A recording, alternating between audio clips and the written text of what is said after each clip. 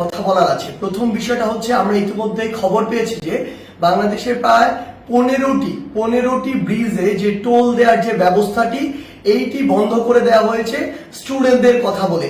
আমাদের জায়গা থেকে স্পষ্ট বার্তা, এটি রাষ্ট্রের একটি যে আয়, এই আয়ের একটি অংশ এই ব্রিজগুলোতে যে টোল দেওয়ার বিষয়টি। সো কেউ স্টুডেন্টদের কথা বলে হোক, বৈষম্য বিরোধী ছাত্র আন্দোলনের কথা বলে হোক, এই নামের অপব্যবহার করে কেউ বাংলাদেশের কোথাও ভুলে এই কাজ করবেন না। প্রত্যেকটি ব্রিজে টোল দিবে, এমনকি বৈষম্য বিরোধী ছাত্র আন্দোলনের ব্যানারে কোনো যদি ত্রাণের ট্রাকও বাংলাদেশের যে কোনো জায়গায় যায়, সেই ট্রাকও টোলের টাকাটি দিয়ে তারপরে যাবে। কারণ এই রাষ্ট্রকে যদি আমরা স্টেবল করতে চাই, আমার রাষ্ট্রের যে অর্থনৈতিক অবস্থা সেটিকে আগে স্টেবল করতে হবে।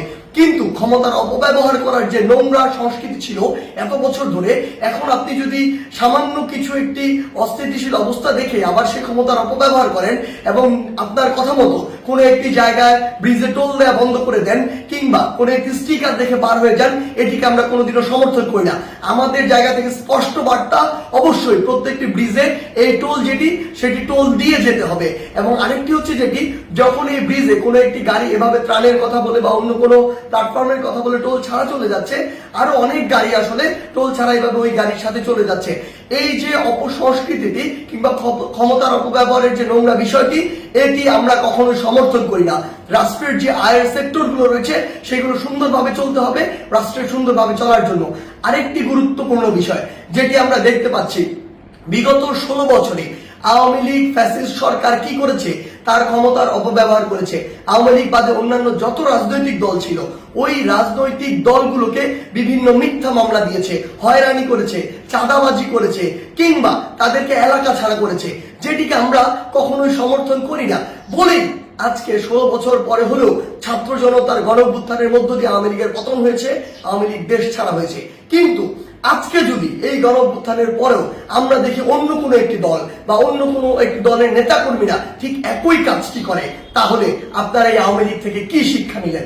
একটা জিনিস মনে রাখবেন, আমরা আসলে এই নির্যাতকের পরিবর্তন চাই না, আমরা এই নির্যাতনের যে সিস্টেমটি সেটির পরিবর্তন চাই।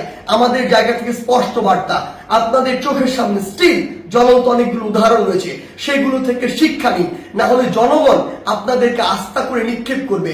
আমরা যেন এটি না দেখি যে কাউকে আবারও মিথ্যা মামলার ওই চক্রটিতে যেতে হচ্ছে, কাউকে আবারও কোনো দোষ ছাড়া বিনা দোষে ঘর বাড়ি ছাড়া করা হচ্ছে, ঘর বাড়ি ভেঙে দেওয়া হচ্ছে কিংবা তাদেরকে নির্যাতনের শিকার করা হচ্ছে, কিংবা আমরা শুনছি দেশের বিভিন্ন জায়গায় একটি চাঁদাবাজির নতুন চক্র গড়ে উঠছে। আমরা আপনাদেরকে স্পষ্ট করে বলতে চাই, আমরা আমাদের জায়গা থেকে বৈষম্য বিরোধী ছাত্র আন্দোলন এই সকল ক্ষমতার অপব্যবহারের বিপক্ষে, এবং আমরা এগুলোর বিপক্ষে সবসময় কথা বলে যাব।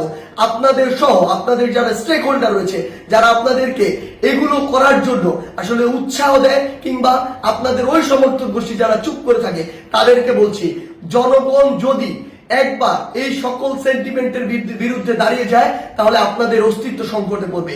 তাই জনগণের চাওয়াটার কথা চিন্তা করুন, সময়ের দাবির কথা চিন্তা করুন। যদি আপনার নাম ভাঙিয়ে কিংবা আপনার কেউ একজন রুট লেভেলে এই কাজগুলো করে, দিন শেষে ব্লেম কিন্তু আপনার উপরেই আসে। তো এই জিনিসটি মাথায় রেখে পুরো বাংলাদেশে এই যে নতুন আরেকটি 16 বছরের যে বিভিন্ন চিত্র ছিল, উদাহরণ ছিল, সেগুলোর যে নতুন আরেকটি এক্সটেনশন কেউ কেউ তৈরি করছে নতুন করে কিংবা নতুন আরেকটি সংস্কৃতি কন্টিনিউ করার চেষ্টা করছে, আমাদের জায়গা থেকে স্পষ্ট বার্তা, আমরা এটি সমর্থন করি না। এবং আমরা অন্তর্বর্তীকালীন সরকারকে স্পষ্ট করে বলতে চাই, আইন শৃঙ্খলা রক্ষাকারী বাহিনীর মাধ্যমে, বিচার বিভাগের মাধ্যমে যারা এই মিথ্যা মামলা থেকে শুরু করে চাঁদাবাজি, নির্যাতন, হয়রানি, ঘরবাড়ি ভাঙচুর এরকম কোনো কিছুর সাথে জড়িত, তাদেরকে স্পষ্টভাবে আইনের আওতায় আনা হোক। বৈষম্য বিরোধী ছাত্র আন্দোলনের পক্ষ থেকে কিংবা ছাত্র জনতার পক্ষ থেকে এর প্রতি পূর্ণ সমর্থন রয়েছে। ধন্যবাদ।